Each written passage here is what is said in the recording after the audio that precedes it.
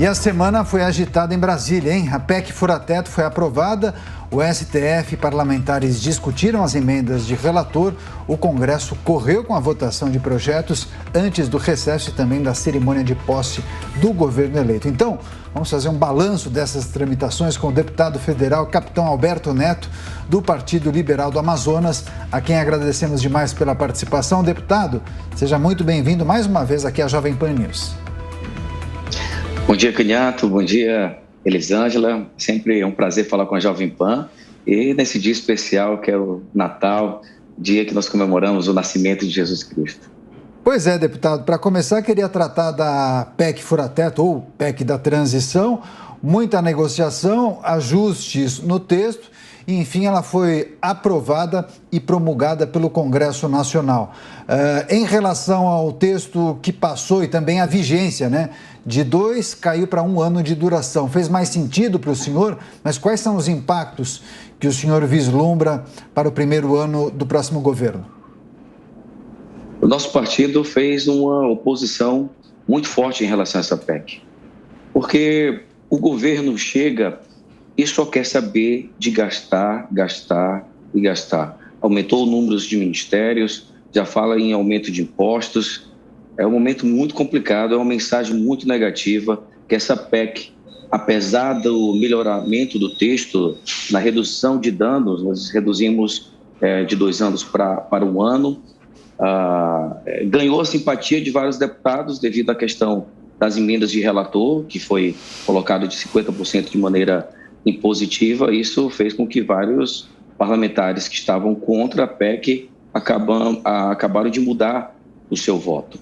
Mas a mensagem foi muito ruim. Eu falei no discurso que isso nós estamos colocando uma digital de aumento da inflação no nosso país. Quando você gasta, você aumenta o gasto, mas não traz nenhuma medida compensatória, né? Você passa uma mensagem negativa de instabilidade. E essa instabilidade faz com que não venha mais recursos para o nosso país, e isso é desemprego, isso é inflação, isso é taxa de juros alta. Infelizmente, é uma mensagem muito ruim que nós vamos tentar ainda combater durante esse governo, para que tudo que nós construímos no governo Bolsonaro, tudo, o melhoramento do ambiente de negócio, a redução de impostos, a nossa moeda sendo a 2ª mais valorizada do mundo, o nosso país é o 4º país no maior número de investimentos.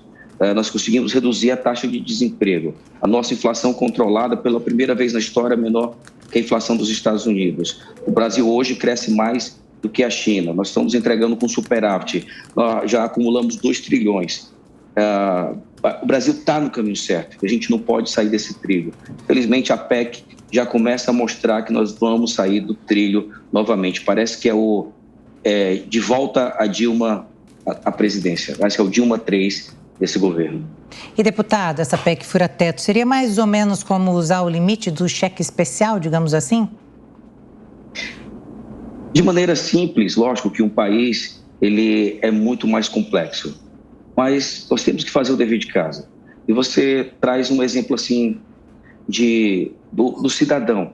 É você pegar o cartão de crédito, é você usar o crédito especial, mas no outro mês, o que é que você tem que fazer? Você tem que sair menos, você tem que comer mais em casa, comer menos fora de casa, você tem que fazer outros ajustes para compensar o gasto que você tem que fazer.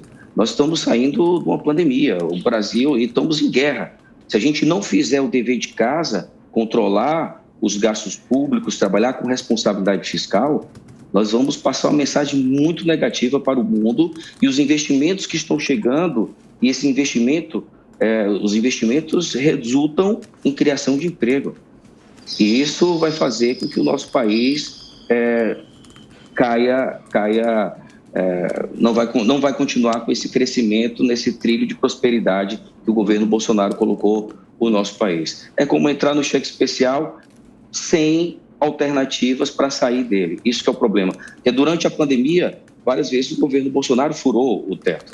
Mas, em contrapartida, nós fizemos privatizações, nós congelamos os salários, nós fechamos as torneiras em outros lugares. E isso passou uma mensagem muito positiva para o mundo todo. E o mundo todo estava aplaudindo como é que o Brasil estava saindo da pandemia, como é que o Brasil estava vivendo, se posicionando nesse momento de guerra.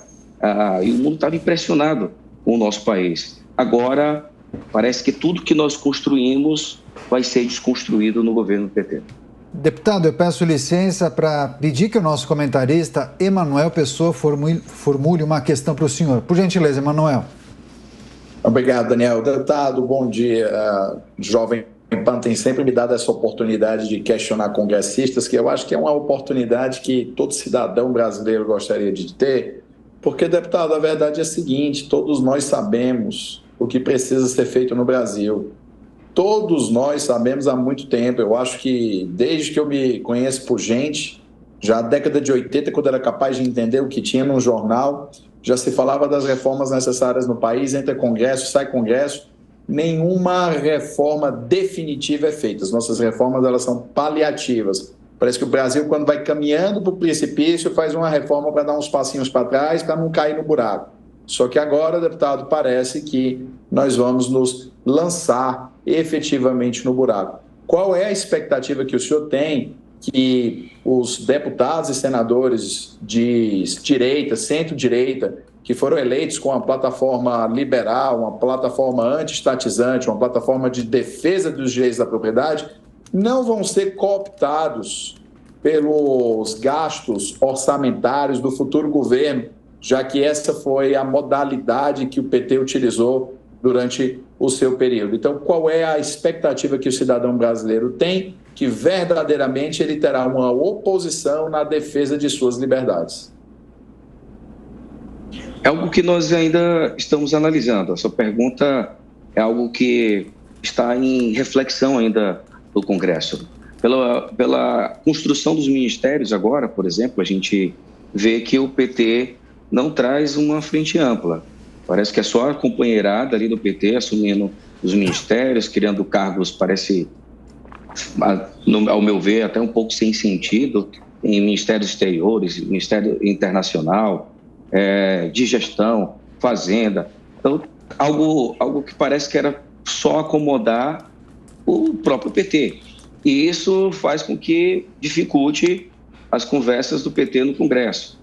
Eu achava, pela experiência do PT, de vários anos governando o país, que ia se formar uma frente ampla, que ia ter um bom acesso no Congresso.